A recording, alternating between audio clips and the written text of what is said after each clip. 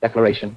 I, Ijaz Rafiq Dar, bearing enrollment number 23544878813, a student of Master of Arts in Anthropology, MAN, from Indira Gandhi, National Open University, IGNOU, hereby declare that the project report entitled Interaction with the Supernatural, Beliefs in Spirits, Jinns, and Ancestors in Kashmir, submitted to IGNOU in partial fulfillment of the requirements of the course Mani 01, project work, is my original and independent work carried out under the supervision of Dr. Ubaid, and has not been submitted earlier to this or any other institution for any academic purpose. This project work is based on my personal research, field study, and interpretation of the subject, and wherever sources of information have been used, they have been duly acknowledged. For any grievances, contact my email ID, darijazrafiq@gmail.com. I am submitting this report through my study center, Gupta Degree College, Sopore, 1210, under the Regional Center, Srinagar, in the August 2025 session. Signature of the student. Name, Ijaz Rafiq Dar. Project. Title, Interaction with the Supernatural, Beliefs in Spirits, Jinns, and Ancestors in Kashmir. 1. Introduction. The region of Kashmir, nestled in the lap of the Himalayas, has long been recognized for its enchanting beauty and rich cultural heritage. However, beneath the veneer of natural splendor lies a deep, often unseen world, one woven with beliefs in the supernatural. The spiritual landscape of Kashmir is populated by jinns, ancestral spirits, forest dwellers, haunted ruins, and mysterious entities that form an integral part of the region's traditional knowledge and everyday life. For centuries, Kashmiris, regardless of religious affiliations, have acknowledged a vibrant presence of the unseen. Oral traditions, folk songs, superstitions, dreams, and even everyday language are steeped in references to the supernatural. Whether it is the shadowy Rantas, who haunt the forests in winter, or the Brahmachok, who watches from the shadows of old ruins, these beings are more than figments of imagination. They reflect the anxieties, values, moral codes, and cosmologies of the people who believe in them. This project seeks to explore the multifaceted world of supernatural beliefs in Kashmir with an anthropological lens. It aims to document not only the entities believed to exist, spirits, jinns, ancestral presences, but also the cultural systems that surround them. How do people interpret illness, madness, or sudden misfortunes? What rituals are followed to protect oneself from evil forces? How are jinns different from spirits of the dead in Kashmiri cosmology? What role do shrines, Sufism, dreams, and taboos play in mediating the seen and the unseen?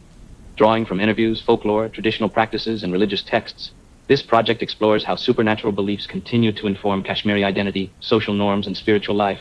Even in an age of modernity, it is not merely a record of eerie tales, but a window into the soul of a people whose relationship with the unseen is as real as with the seen. 2. Historical and religious context. Kashmir has witnessed a series of cultural, religious, and political transformations, each of which has left its imprint on the local cosmology and beliefs in the supernatural. Understanding the historical context of these beliefs is vital in analyzing how they evolved and why they persist. 2.1. Pre-Islamic beliefs. Before the advent of Islam, the region was predominantly Hindu and Buddhist. Texts like the Nilamata Purana, a Sanskrit scripture that describes rituals and festivals unique to Kashmir, are filled with references to spirits, gods of forests, rivers, and local deities who could cause disease or bless fertility. Rituals to appease these beings were common, especially during agricultural cycles or calamities. Spirit possession and exorcism practices also existed, often handled by local shamans and tantrics. 2.2. The arrival of Islam and Sufism. The coming of Islam in the 14th century, especially through Sufi saints like Sheikh Nur ad-Din Noorani, known to Rishi, and Bulbul Shah, added new layers to existing beliefs. Sufi Islam in Kashmir emphasized dreams, visions, the role of saints, and the invisible world, Alami Ghaib. While Orthodox Islam provided theological boundaries regarding jinns and the soul, Kashmiri Islam embraced the mystical, allowing pre-Islamic and Islamic beliefs to merge. Sufi shrines, ziyarats, became centers where people sought healing, dream interpretation, protection from evil eyes and azar, and even exorcism. Stories of saints defeating evil jinns or conversing with spirits became part of popular lore. The local understanding of the Quranic jinn blended with older spirits, creating uniquely Kashmiri hybrids. 2.3. Kashmiri Pandit cosmology. Kashmiri Pandits, the Hindu community of the valley, retained and adapted ancient Vedic and Puranic beliefs. They revered ancestral spirits, pitars, ghosts of the untimely dead pretas, and elemental beings associated with mountains and rivers. Spirits were both benevolent and malevolent, requiring regular rituals, especially during Pitru Paksha or death anniversaries. Temples and home shrines often held sacred spaces where these entities were honored. The idea of karmic burden, rebirth, and ghostly revenge persisted, and many customs aimed at keeping the dead peaceful. The Devi yajnas and mantras used to ward off spirits were practiced alongside more modern education and professions. 2.4. Colonial and post-colonial influence. British ethnographers recorded local folklore but often dismissed it as superstition. However, the colonial period introduced new concepts like scientific medicine and psychology, which coexisted uneasily with supernatural explanations. Even today, many Kashmiris visit both a doctor and a pir sahib, spiritual healer, when illness strikes. The post's 1947 period, especially amid political instability and conflict, has reinforced the supernatural imagination. In times of war, displacement, and fear, the belief in unseen forces often becomes stronger. Dreams of martyrs, sightings of saints during chaos, and Jinns blamed for the madness of war have become part of the modern Kashmiri supernatural narrative. 3. Key supernatural beings in Kashmiri folklore. The Kashmiri supernatural world is populated by a range of beings, some terrifying, others revered, many ambiguous. Below is a detailed look at the most well-known among them. 3.1 Rantas, the Winter Witch. The most iconic supernatural being in Kashmiri folklore. Rantas is a wild female spirit who roams snow-laden forests during the harshest months of winter. She is believed to have long hair, claw-like hands, reversed feet, and a wailing voice that echoes through the mountains. Children are often warned not to wander far from home after dark in winter, or Rantas will abduct them. She is said to carry a wicker basket where she puts her victims. In some legends, Rantas is portrayed as a grieving woman who lost her lover and roams the woods in agony. In others, she's a man-hating spirit who punishes cruelty against women. Beyond the fright factor, Rantas reflects cultural values around safety, gender, and harsh climate conditions. 3.2 Brahmrachok, the Watcher in the Dark. Brahmrachok is an ominous male spirit associated with ruined buildings, graveyards, and dark alleys. He has a single fiery eye and is said to lure people by imitating voices, calling them toward danger. People claim to have seen his flickering light from abandoned houses or heard their names whispered at night. Parents advise children not to answer unknown calls in the dark. Elders believe that once Brahmrachok locks eyes with a person, nightmares, hallucinations, or madness may follow. This spirit reflects deep-rooted fears of isolation, unknown forces, and possibly even mental health episodes explained through cultural vocabulary. 3.3 Pasikdar, the neck-riding jinn. Pasikdar refers to a specific kind of jinn or spirit that jumps on a person's back, especially at night, and weighs them down until they collapse or suffocate. It's often used to explain sleep paralysis or exhaustion. People who experience Pasikdar describe feeling breathless, frozen, or unable to scream. Some remedies include placing iron objects near the bed, reciting verses from the Quran, or keeping a light burning all night. Interestingly, this belief parallels global interpretations of sleep paralysis, showing a shared human attempt to explain the mysteries of sleep and fear. 3.4 Wayuwaf, the Wind Whisperer. Wayuwaf is an unseen wind spirit that communicates through rustling leaves or sudden gusts. It is said that the spirit speaks to certain gifted individuals, often elderly women or mystics, delivering warnings, prophecies, or messages from the dead. Some people claim that they heard the Wayuwaf tell them not to travel, and later avoided a disaster. Others believe it carries the cries of dead soldiers or lost travelers. This spirit occupies a liminal space between natural phenomena and divine communication. 3.5 Jinns, the Islamic spirits. Dasradar. Rooted in Islamic theology, jinns are made of smokeless fire and possess free will, like humans. In Kashmir, the belief in jinns is widespread and deeply ingrained. Some jinns are believed to be good, acting as protectors or helping the devout. Others are mischievous or even vengeful, especially when disturbed from their dwelling spaces, ruins, rivers, trees, or graveyards. People often perform rituals before constructing buildings to ensure no jinn is displaced. Possession by jinns is believed to cause illness, changes in behavior, or even sudden talents, like speaking unknown languages or revealing secrets. Spiritual healers called pirs or amils perform recitations, fumigations, or use taweez, amulets, to rid people of jinnic influence. 3.6 Wan Menun, the forest lover. A lesser-known but tragic figure, Wan Menun is a spirit believed to be the soul of a young lover who died in the forest, waiting for his beloved. Unlike Rantas, he is not feared but pitied. Some say he appears during spring singing love songs near streams. Others believe hearing him brings melancholy and longing. Poets have used his legend to depict themes of loss, longing, and nature's solitude. 3.7 Churels and Chureldoni, the Churel or Churel, is a common figure across South Asia, and in Kashmir she appears near riverbanks or crossroads, often described as a woman with backward feet and a hideous face hidden under a veil. She's believed to be the spirit of a woman wronged by her in-laws or husband, seeking revenge. The Churelduni refers to the ashes or remains of the place where she was burned. People avoid such spots. Women are advised not to go out during menstrual periods or after childbirth, as they are believed to be vulnerable to the Churel's wrath. Sheen Mohan, snowman. A relatively rare but fascinating figure in Kashmiri folk tradition, Sheen Mohan is the spirit or deity associated with snowstorms and harsh winters. Said to ride the cold winds from the north, she is both a bringer of beauty and a force of desolation. Farmers and shepherds in mountainous regions believed that Sheen Mohan decided the severity of snowfall each year. Children were told stories of how she would reward those who respected nature and punish those who were greedy or wasteful. Her arrival was often marked by sudden silence in the forests, the absence of birds, and a chilling drop in temperature. Agarpachan the tree dweller. In contrast to the abstract nature of Pasikdar, Agarpachan is believed to be a more visceral and reactive entity, linked to trees, especially ancient chinars and walnut groves. The etymology is uncertain but may relate to the word agar, resin or incense, and pakin, claw or grabber, denoting a being that lives in trees and strikes from above. Agarpachan is believed to be small and clawed, often likened to a dark monkey or bird-like spirit, and is said to pounce on children or lone passers-by. Its association with trees and its wrathful nature suggests that it may be a folk projection of the dangers of the forest, especially for unsupervised children or women. Field accounts from districts like Shopian and Kupwara reveal that elders caution children not to play near certain trees at dusk. Some trees, those with dark hollows or twisted branches, are marked as Agarpachan nests. Whistling near these areas is said to provoke the spirit. In some households, it's believed that certain scratches on a person's back or shoulders, unexplainable by normal means, are inflicted by Agarpachan. Rituals to protect against Agarpachan are simple but culturally significant. They include tying red threads around certain trees, uttering salutations before entering orchards, and avoiding fruit picking after sunset. These practices reflect an animistic sensibility, where natural elements like trees are perceived as living beings, sometimes inhabited by spirits who demand respect and caution. Pasikdar, the shadow that watches. The Pasikdar is typically described in local narratives as a watchful presence, an entity that does not attack but observes, often inducing unease or fear simply through its existence. The term likely derives from pasik, to observe secretly, and dar, possessor, translating loosely to the bearer of the gaze. Visual or physical descriptions are rare.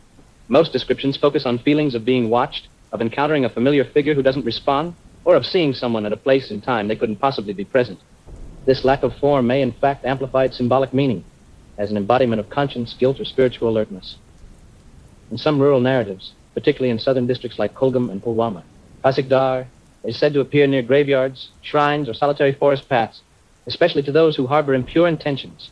The psychological discomfort it causes aligns with Islamic and Sufi-influenced interpretations, wherein the unseen is ever present, watching human actions and judging them silently. Functionally, Pasikdar serves as a behavioral control mechanism. Children are told not to wander or lie, lest they be followed by Pasikdar. Adults recall instances where they encountered their own shadow, believed to be a projection or test of the Pasikdar. It enforces values like truthfulness, modesty, and caution, especially at night, which is culturally understood as a time when spiritual boundaries weaken. Zoan Doi, Moon Woman. A mysterious female spirit said to descend on moonlit nights, especially near water bodies. Zoan Doi is often seen combing her hair beside rivers or lakes. Those who gaze at her for too long may fall into a trance or be lured to their doom.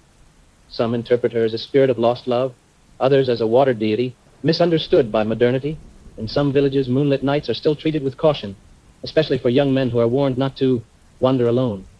Nagraj, king of serpents. The Nagraj, or serpent king, holds a special place in the spiritual cosmology of Kashmir. Deeply rooted in ancient Shaivite, Buddhist, and later Sufi traditions, Nagraj is often considered a guardian deity of springs, lakes, and rivers. Known as the protector of water bodies, this serpent deity is honored for maintaining ecological balance and fertility. In traditional Kashmiri belief, it is said that disturbing a spring or well without paying respects to Nagraj can bring drought, disease, or mysterious ailments. Villagers recount stories of individuals who fell ill after polluting a sacred spring, only recovering after rituals were performed to appease the Nagraj. Offerings of milk, rice, and flowers are still made in rural parts of the valley, particularly during specific festivals or seasonal transitions. The Nagraj is often visualized as a large, glowing serpent, usually white or blue, with a divine aura. Temples and shrines dedicated to this entity, such as the famous Vishnu Pad in Anantnag, are located near sacred water sources. The ancient reverence for Nagraj shows how environmental spirituality and supernatural beliefs were closely intertwined. Devath. In Kashmiri folklore, Devath refers to guardian spirits or ancestral forces, sometimes equated with local deities or powerful presences inhabiting certain sacred spots, shrines, groves, or springs.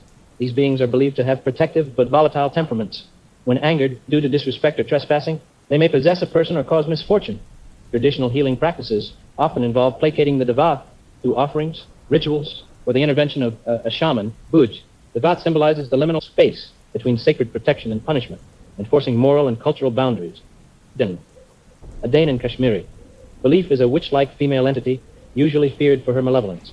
Often portrayed as a woman with supernatural powers, the ability to cast spells, inflict harm, or cause possessions, she is thought to live on the fringes of society, sometimes under the guise of an ordinary woman.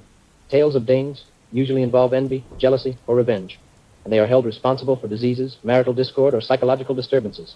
Ritual specialists, such as peer sahibs or shamans, are called upon to identify and counter the Dane's influence. Mushran. Mushran refers to a formless spirit or wandering jinn, often associated with open fields, water bodies, or abandoned spaces. Unlike more structured beings like Devath or Da, Mushran are aimless or rogue entities, known to cause disorientation, sudden fear, or strange behavior in humans. People affected by a Mushran may appear confused or mentally disturbed, and elders often warn against walking near certain areas, especially at dusk. Mushran embodies the idea of restless energy, the kind that unsettles without clear reason or form. Parish, borrowed perhaps from Persian or Central Asian influences, parish, or pari, refers to fairy-like beings, often imagined as beautiful, ethereal females who live in hidden realms, mountains, gardens, or meadows. Unlike the Dane, the parish is not always feared. She is sometimes revered or even romanticized. However, contact with a parish is dangerous. People may become obsessed, lose interest in the mortal world, or suffer unexplained illnesses. There are also stories of men being seduced or abducted by parishes. Thus, while alluring, they are seen as otherworldly and ultimately perilous. Fek is one of the most feared spirits in Kashmiri folklore.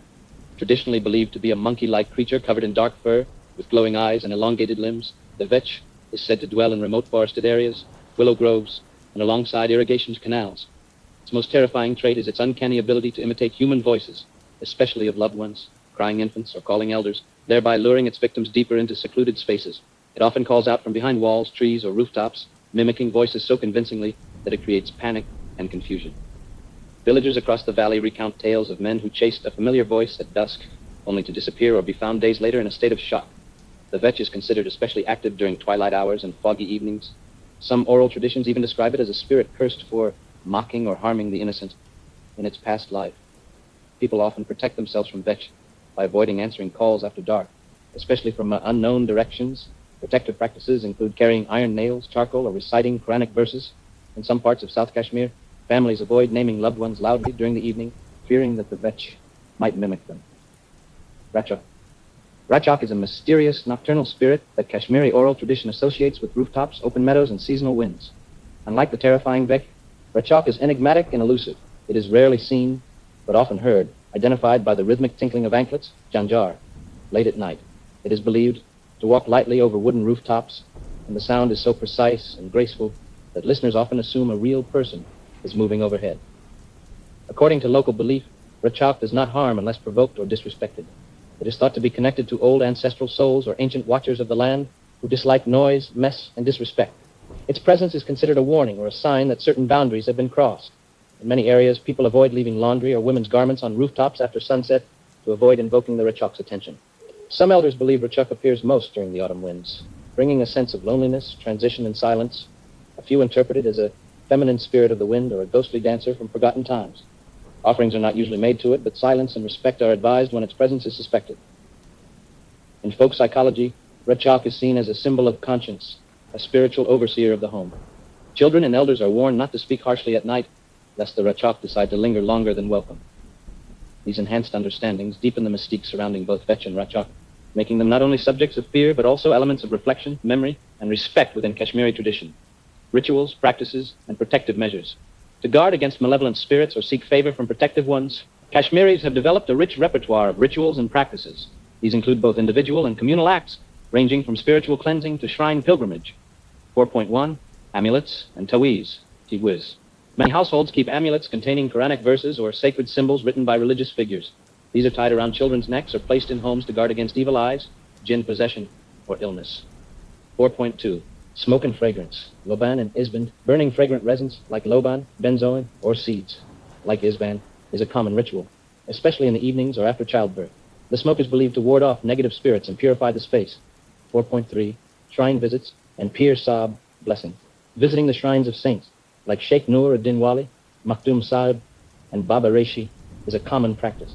People believe that these saints possess spiritual power, barakat, to protect against jinns and illness. Offerings and vows are made, and some shrines host weekly gatherings for spiritual healing. 4.4, water rituals. Water from sacred springs, Nag, is used for healing and protection. People often take such water home to sprinkle in rooms or drink during spiritual crises. 4.5, dreams and spirit communication. Dreams are considered a major medium through which the supernatural communicates with humans. Ancestors often appear in dreams to warn, advise, or ask for prayers. Certain dreams are immediately acted upon by visiting a shrine or performing a ritual. 5. Role of ancestors and death rituals. In Kashmiri culture, the connection with deceased ancestors is not merely symbolic, it is lived and active. The spirits of forefathers are believed to watch over families, offering protection, guidance, or sometimes expressing displeasure through dreams or omens if rituals are neglected. 5.1. Belief in the continuing presence of ancestors. Kashmiris often believe that the dead do not entirely leave the world. Their ruh, soul, continues to exist, sometimes visiting family members in dreams. These dreams are treated with seriousness and can lead to significant actions like charity in the name of the deceased or Quran recitations. 5.2. Ru'un Arhan. The concept of ru'un refers to the spirit or essence that lingers after death. It is believed that for a few days after burial, the spirit stays close to its home and family. Hence, for the first 10 days, food is cooked in silence and the house remains in a state of ritual mourning. 5.3. Observances. After death. Several milestones mark the post-death period. 4 RD Day, Sishurim, Quran is recited and close relatives gather. 10th day, Dahum. Considered the day the soul fully departs. Meals are distributed to neighbors and the poor. 40th day, Shalom. Special prayers are held. Anniversaries, Barsi. Annual remembrance includes Quran recitations, charity, and visiting graves. 5.4. Ancestors in dreams. Dreams are a vital medium for ancestral communication. An ancestor appearing in a dream asking for clothing, water, or food is interpreted as a call for charity in their name. This might prompt the dreamer to sponsor a communal meal, distribute clothing, or recite the Quran. 5.5. Spiritual offerings, Giraj. Families often perform charity or Kiraj, a form of spiritual offering, in the name of deceased elders. These may include cooking rice and meat, Wazwan style, distributing it among orphans, or offering bread at shrines. It is believed to ease the soul's journey in the afterlife. 5.6. Graveyard practices. Visiting the graveyard on Fridays or special days like Eid is considered essential. Women may avoid visiting frequently, but men recite Fatiha, clean the graves, and even speak to the deceased. This is believed to maintain the bond between the living and the dead. 5.7. Saints and ancestors. In some families, saintly ancestors are believed to have special powers and continue to guide descendants. Their grave sites may become minor shrines, and stories of their miracles, karamat, are preserved orally. These customs collectively showcase how death is not viewed as an end, but a transformation. The relationship between the living and the dead in Kashmir is deeply spiritual, often mediated through dreams, rituals, and moral obligations. 6. Social functions of supernatural beliefs. Belief in supernatural beings in Kashmir is not merely a metaphysical or religious phenomenon. It performs significant social functions.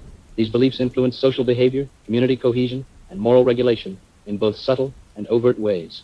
6.1. Moral policing and social control. Supernatural tales often carry embedded moral messages. Stories about Ranas kidnapping disobedient children or Jinns punishing those who defile sacred spaces serve as cautionary tales.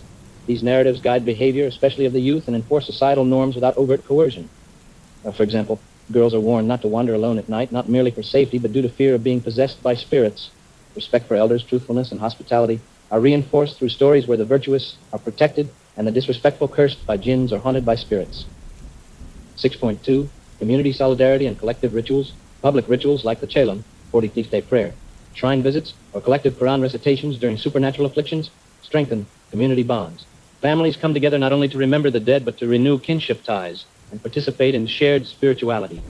Similarly, if a person claims to be possessed or encounters a ghost, community members often unite to support the afflicted family by arranging a peer's saint's visit, hosting a dars, religious sermon, or accompanying them to a shrine.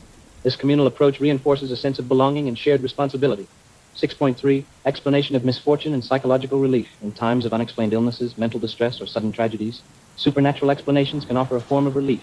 Instead of seeing misfortune as random or meaningless, people attribute it to evil spirits, jinns, or the wrath of ancestors. This belief provides a structure for coping. In such cases, seeking spiritual remedies like dam, prayer blow, taweez, amulet, or shrine visits helps individuals regain a sense of agency. Belief in divine justice or spiritual imbalance allows people to accept hardships with resilience. 6.4. Role in healing and local health care. Faith healers, pir sahibs, or fakirs are still consulted for ailments believed to be caused by supernatural forces. This includes symptoms like seizures, prolonged fevers, infertility, or nightmares. Even in modern times, some families combine biomedical treatment with spiritual healing. Traditional healers often use Quranic verses, ritual washing, burning of herbs, or offerings at specific shrines. The legitimacy of such practices may be questioned, but they serve psychological and emotional needs that formal healthcare often cannot address. 6.5. Preservation of oral traditions and cultural identity. Folk tales, ghost stories, and shrine legends preserve Kashmir's oral heritage. These stories are passed down generations and help form a distinct Kashmiri cultural identity. Whether about the haunted Wan Mainun or the pious ancestor buried behind a walnut tree, each story ties the present to the past. In a region with political turmoil and identity struggles, these narratives offer cultural continuity. They become a quiet form of resistance, preserving tradition amid external pressures. Thus, supernatural beliefs in Kashmir are not merely about fear or faith.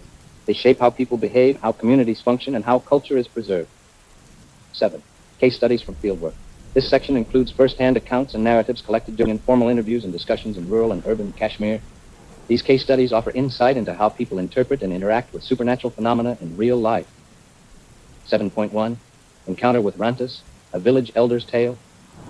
In the village of Shikpora in Budgam, 78-year-old Ghulam Nabi narrated his childhood encounter with what he believed was Rantas. It was a snowy evening, and he had wandered out near the forested edge to collect firewood. Suddenly, he heard anklets and a woman's cry in the distance. Frightened, he dropped everything and ran. That night, his mother performed a ritual with burnt chilies and recited verses to ward off the spirit. Ghulam Nabi insists that this event changed him forever. He never ventured near the forest again after dusk. 7.2. The possessed girl in downtown Srinagar. In the congested alleys of Fatakadal, a 16-year-old girl was believed to be possessed by a jinn. Her behavior changed overnight. She began speaking in an unfamiliar voice and language, avoided sunlight, and displayed unnatural strength. Her family first consulted doctors, but later turned to a renowned peer from Anantnag. Through several sessions of chronic recitation, the jinn claimed he had fallen in love with the girl and wouldn't leave. After weeks of rituals, the possession subsided. The incident left a deep impression on the neighborhood and reinforced their belief in spiritual intervention. 7.3. Shrine healing in Kupwara. An elderly woman in Kupwara who was suffering from chronic insomnia and nightmares was taken by her son to the shrine of Zain Shah Wali. She claimed to see a shadowy figure choking her at night. After staying at the shrine and following a peer's instructions, including washing with spring water and wearing a tuiz, her symptoms improved dramatically. She attributes her healing to the saint's spiritual presence and still visits the shrine annually to give thanks. 7.4. The Watcher at the Graveyard Story of a Gravedigger. Abdul Khalik, a gravedigger in Pulwama, told of a recurring figure, a tall man in white seen walking among the graves at night, especially after fresh burials. He believes it to be a spirit of the guardian of the dead, possibly an ancestor watching over the newly buried. Out of respect, no one disturbs this presence, and it's said that anyone who tries to follow the figure falls ill. 7.5. Ancestral Dream Visitations in Ganderbal. Shabnam, a 34-year-old schoolteacher, described dreams in which her deceased grandfather visits her with warnings or advice, particularly before major life events. Her family takes these dreams seriously, believing them to be spiritual guidance. Before her brother's marriage, her grandfather appeared in a dream to suggest a different date. The family consulted a Maulana, confirmed the advice with istikara, prayer for divine guidance, and changed the date. They attribute the marriage's success to following the dream's message. These case studies are just a glimpse into the deeply personal and varied experiences of Kashmiris with the supernatural. They demonstrate that belief in spirits, jinns, and ancestors is not abstract. It lives and breathes through lived stories, emotions, and interpretations. Personal encounter with the supernatural. I vividly remember an incident from my childhood that continues to linger in my memory like a strange, unexplainable dream. I was just around 4 years old at the time. My cousin and I were playing in our ancestral home, an old traditional kacha house that held a rustic charm but also an eerie silence in its upper floors. One day, as we wandered upstairs, I noticed something peculiar through a narrow gap in one of the loosely fitted wooden doors. Despite the door being shut, a visible crevice revealed the interior of the room. To my astonishment, I saw a white-haired man lying on a mattress covered in a blanket. His presence was unfamiliar and unsettling, yet strangely calm. I stood frozen, my eyes locked on the figure, trying to make sense of who he was. Fear began to grip me as I realized I didn't recognize the man. My cousin and I rushed downstairs in a panic. Out in the veranda, we found our grandfather and breathlessly told him what we had witnessed. Curious and concerned, he accompanied us back upstairs and opened the very door through which we had seen the figure. To our shock, the room was empty. There was no sign of any man, no mattress, no blanket, nothing. The space was bare as though no one had ever been there. To this day, I cannot explain what we saw, but I'm certain of one thing. That was my very first experience with something beyond the ordinary, a true encounter with the supernatural. The graveyard encounter, on a snowy evening, too. I was around 10 years old when I had one of the most chilling experiences of my life. It was a cold, snowy winter evening in our village. After offering the Maghrib prayers, my friend and I decided to head to the nearby market. The quickest route required us to cross an old, eerie graveyard, a place already wrapped in silence and shadows. As we stepped into the graveyard, the snow beneath our feet crunched softly, and the dim snow light gave the place an otherworldly glow. Suddenly, out of the stillness, a dark, human-like figure began to rise from among the graves. It was impossible to see its face clearly, but its tall, shadowy structure was unmistakable and terrifying. The figure started moving toward us slowly, and before we could comprehend what was happening, it let out a deep, dreadful roar that pierced the silence of the night. Our hearts pounded with fear. Without looking back, we ran with all our might, breathless and shaken, until we reached home. That encounter left a lasting scar on our memories. To this day, I don't know what it was, spirit, ghost, or something else, but it certainly felt like a real and frightening brush with the supernatural. Terrifying nights in the mosque, an itikaf experience. 3. It was during the holy month of Ramadan in 2013, when I was just 13 years old, that I had one of the most unsettling experiences of my life. As the last 10 days of the month approached, a friend and I, despite our young age, decided to observe itikaf, a spiritual retreat, in our local mosque. We were accompanied by an elder around 27 years old. What started as a spiritual journey soon turned into something far more disturbing. Every night, without fail, we would hear strange and inexplicable sounds echoing through the mosque. Knocks came from the upper floor. The doors creaked and shuddered as if someone or something was trying to come through. Even the windows would vibrate at odd intervals. These eerie occurrences intensified with the arrival of each evening, and a heavy, fearful atmosphere seemed to take over the sacred space. One night, as I sat reciting tilawat, Quranic recitation, alongside my friends, we suddenly heard noises coming from the back portion of the mosque.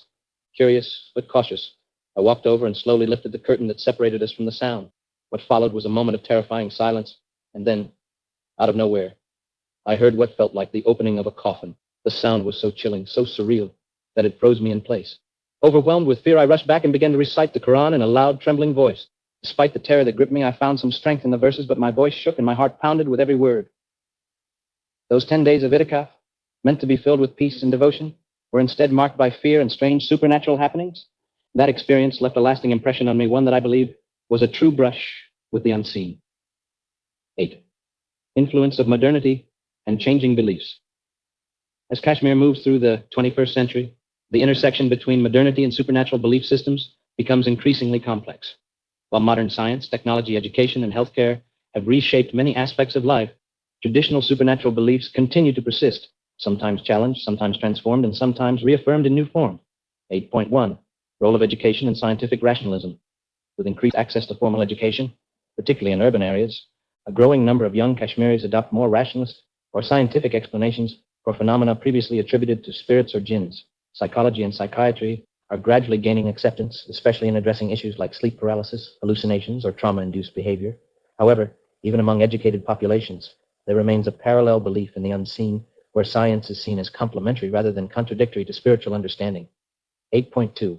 Influence of media and globalization. Television, cinema, and the internet have exposed Kashmiris to global narratives about the supernatural. From Hollywood's horror films to Islamic exorcism videos on YouTube, these influences have reshaped local imaginations. The portrayal of jinns, for instance, has become more cinematic, often merging traditional Islamic views with visual horror tropes. Social media platforms like TikTok and Instagram are also filled with short videos recounting personal ghost stories or showing evidences of supernatural encounters, especially among youth. That's 8.3, shrinking role of traditional healers. With the expansion of hospitals and mental health services, the role of traditional healers, like peers, fakirs, or amals, has somewhat declined in urban settings. In rural areas, however, their authority remains strong, especially in dealing with spiritual possession, infertility, nightmares, or unexplained illnesses. The younger generation may approach these figures with more skepticism, yet they often resort to them when modern treatments fail. 8.4, hybrid belief systems. Rather than disappearing, supernatural beliefs are being reconfigured in ways that merge tradition with modern life. It is not uncommon to find someone consulting both a psychiatrist and a peer for the same problem. This dual approach reflects the adaptability of spiritual frameworks rather than their obsolescence. Young people might joke about ghosts, yet refuse to sleep alone after hearing a family story of possession. 8.5. Political conflict and revival of faith. In times of political instability, economic hardship, and social uncertainty, as Kashmir has witnessed over decades, people often turn back to faith and tradition. Belief in divine protection, spirits, and ancestors becomes more pronounced as a coping mechanism. Visits to shrines increase, and stories of miraculous interventions become more common. In this context, modernity doesn't replace traditional beliefs, but often intensifies the longing for spiritual assurance. Overall, the influence of modernity on supernatural beliefs in Kashmir is not a story of erosion, but of negotiation, fusion, and adaptation. These beliefs continue to evolve, embedded deeply in the cultural psyche, and adapting creatively to contemporary realities. 9. Comparative perspectives, Kashmir and other cultures. The comparative exploration reveals that beliefs in spirits, jinns, and ancestor interaction are not unique to Kashmir. Cultures across the globe, regardless of geography or religion, show striking similarities in their engagement with the supernatural. These comparisons enrich our understanding of the Kashmiri context by placing it within a broader anthropological framework. 9.1 Jinns in Arab cultures versus Kashmir. While belief in jinns originates from Islamic cosmology and is widely prevalent in the Arab world, the interpretation of jinns in Kashmir has acquired regional flavors. In Arab cultures, jinns are often perceived as beings of smokeless fire, with their own societies and hierarchies. In contrast, in Kashmir, the jinn is often tied to domestic disturbances, possession, or protective roles. The rituals to exorcise or appease jinns in both cultures involve Quranic verses, but Kashmiri traditions also include local herbs, shrines, and familial customs. 9.2 Spirit possession in Africa and South Asia. In many African societies, spirit possession is a public ritualistic event, often tied to healing and community purification. In Kashmir, possession is usually treated as a private family crisis, although public rituals at shrines do exist. The key difference lies in the social response. African spirit cults are institutionalized and even celebrated, while Kashmiri possession is often surrounded by shame, secrecy, or fear. 9.3 Ancestral communication in East Asia and Kashmir. In countries like China, Japan, and Korea, ancestor worship is a formalized tradition involving altars, offerings, and festivals. These acts are seen as moral duties to maintain harmony with the past. In Kashmir, the communication with ancestors is informal, through dreams, prayers at graves, or feelings of presence during family events. While not ritualized to the same extent, both cultures share the idea that ancestors continue to influence the lives of the living. 9.4 Supernatural beings and nature. In Siberian and Native American cultures, spirits are believed to dwell in natural elements like rivers, mountains, and forests. Similar beliefs exist in Kashmir, where spirits are associated with specific locations, haunted springs, sacred groves, or abandoned homes. The respect or fear shown to such places has echoed across cultures, indicating a universal belief in the sanctity and danger of certain spaces. 9.5 Common themes across cultures. Despite cultural differences, several universal themes emerge. Use of ritual experts, shamans, healers, peers, belief in dreams as spiritual messages, association of supernatural events with moral or social disruption, role of rituals to restore harmony. These parallels suggest that supernatural beliefs serve similar psychological and social functions across societies, explaining the unexplained, coping with loss, reinforcing cultural norms, and providing emotional comfort. Such comparative insights highlight that while Kashmir's supernatural beliefs are deeply local, they are also part of a larger human impulse to understand existence beyond the visible and measurable. 11. Gendered dimensions of supernatural beliefs in Kashmir. Supernatural beliefs in Kashmir often intersect with gender, with women playing central roles both as victims and as spiritual authorities. In many households, grandmothers and mothers are the custodians of oral supernatural knowledge. They pass down folk tales, protective chants, and warnings about haunted places, becoming the first point of education for children about spirits and the unseen world. However, women are also frequently depicted as more vulnerable to supernatural forces. This vulnerability is explained in local narratives by concepts such as physical weakness, emotional sensitivity, or impurity linked to menstruation. Such beliefs have practical implications. Certain areas are declared off limits to women during particular times, and many girls grow up hearing that jinns are especially attracted to them if they laugh too loudly, leave hair open after dark, or cross rivers alone. Interestingly, Kashmiri folklore also contains powerful female figures like Piran or spirit medium women. These women command respect, are visited for healing and guidance, and are believed to have been chosen by spiritual entities due to their piety or suffering. Some older women, especially widows or those with dreams and visions, become respected spiritual advisors. This gendered dynamic both restricts and empowers. While women are often seen as susceptible to possession or attack, they are simultaneously guardians of spiritual protection through talismans, incense rituals, and Quranic recitations. Men, on the other hand, tend to be the ones who confront jinns directly or engage in exorcism. Thus, gender and the supernatural are not merely intersecting, they shape and define one another within Kashmiri culture. 12. The landscape of the unseen. Haunted places and sacred geographies. Kashmir's topography, its forests, rivers, shrines, and abandoned ruins, are themselves active participants in supernatural belief. Certain locations are considered powerful thresholds between the material and spiritual realms. Forests, such as those near Kupwara Bandipora or Dachigam, are often avoided after dark. These are not just wild places. They are homes of jinns and woodland spirits, like the Wan Menun. Parents warn children to never answer if they hear their name called from the trees. Rivers and lakes are also seen as conduits between worlds. The famous Willer Lake is believed to have swallowed villages and to be guarded by jinns, while tiny springs, nag, near villages often have offerings placed beside them, coins, milk, or sugar cubes. Graveyards naturally hold an eerie reverence. Some are believed to contain restless spirits who weren't given proper burial rites. Abandoned houses, especially those with damaged rooftops or moss-covered walls, are approached with caution.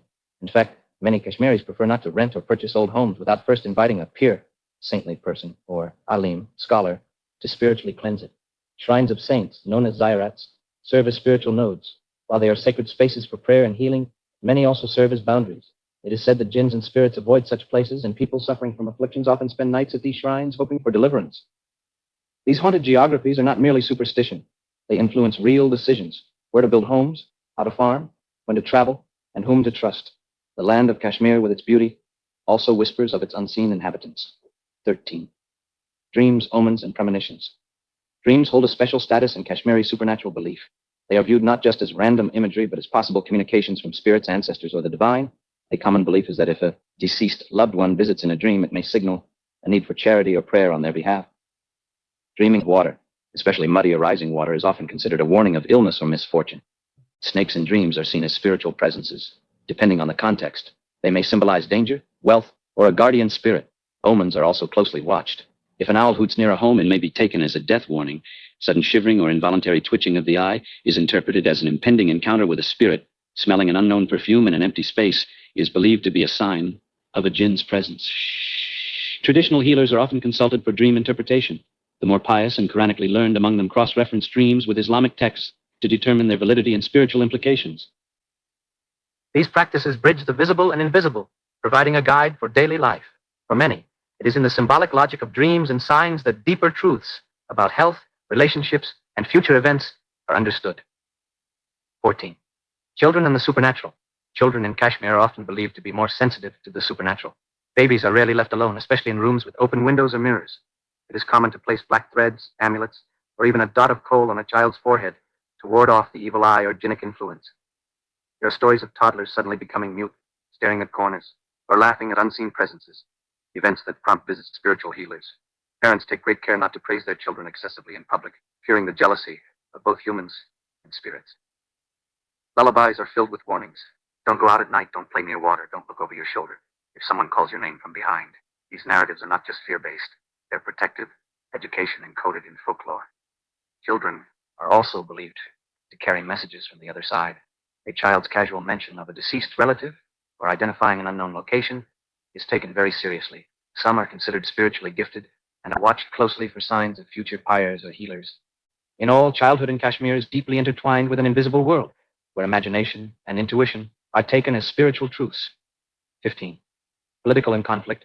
Influences on supernatural beliefs. Kashmir's long history of conflict and political instability has influenced supernatural beliefs in subtle and striking ways. In times of curfew, crossfire, or social unrest, belief in jinns, signs, and ancestor dreams has grown stronger. Many people explain miraculous survivals or unlikely encounters as spiritual interventions. There are stories of soldiers seeing strange lights in forests, of villagers hearing voices that led them to safety, or of entire families being warned in dreams to leave a place just before violence erupted. Ghost stories tied to the conflict abound. Souls of unburied militants, haunted bunkers, shrieks heard near old army posts. These spirits are said to wander, restless and confused. Shrines have seen a surge in visitors during peak conflict years, with people praying for protection not just from bullets, but from the unseen forces believed to accompany war. Supernatural beliefs here offer a language for expressing grief, loss, and resilience. They are coping mechanisms, culturally grounded ways of reclaiming agency in the face of trauma. The unseen world becomes not a source of fear alone, but a space for hope, survival, and justice. 10. Conclusion and reflection. The supernatural in Kashmir is not merely a belief. It is a presence, a rhythm, quietly pulsing beneath the everyday, from childhood lullabies, warning of the rantas, to the silent prayers whispered near graves, the unseen shapes, the seen in ways both subtle and profound. These beliefs are stitched into the fabric of Kashmiri life, not as superstition alone, but as memory, healing, protection, and identity. What emerges from this exploration is a deeply rooted worldview, where jinns dwell in trees, ancestors walk through dreams, and spirits linger in empty homes.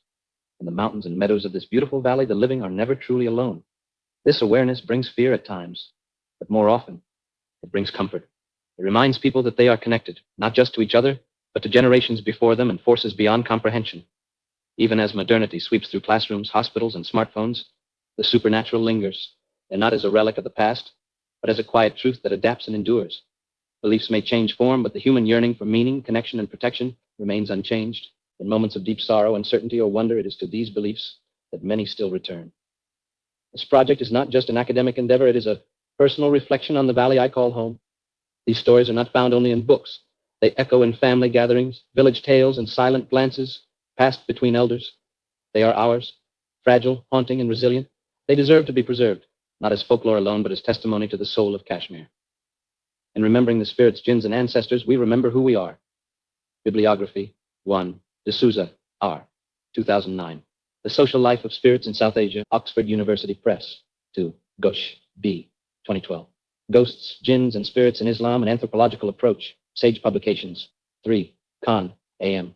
2017. Supernatural Beliefs in the Valley. A Kashmiri Perspective. Journal of Himalayan Studies. 12-3, 45 Net 60.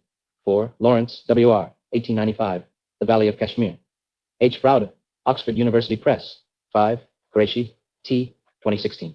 Folklore of Kashmir. Spirits, Myths, and Legends. Srinagar Press. 6. Sheikh, J. 2020. Ritual Practices and Sacred Spaces in Rural Kashmir. South Asia Folklore. Review 8-2, 110, 128. 7. Smith, E. 2008. Dreams and the Dead. An Ethnography of Communication with Ancestors. Routledge. 8. Wani, R.A. 2021. Continuity and Change in Kashmiri. Supernatural Beliefs. International Journal of Cultural Anthropology. 5-1, 78-94. 9. Interviews with local elders, shamans, and spiritual practitioners conducted between June-August 2025 in Anantnag, Baramulla, and Gandabal. 10. Personal reflections and oral traditions shared by family and community. 11. Kashmir's Supernatural Beings, an article by Moines Hakak. 12. Kashmiri Mythical Creatures by Gowin. 13. Articles from ResearchGate and Encyclopedia.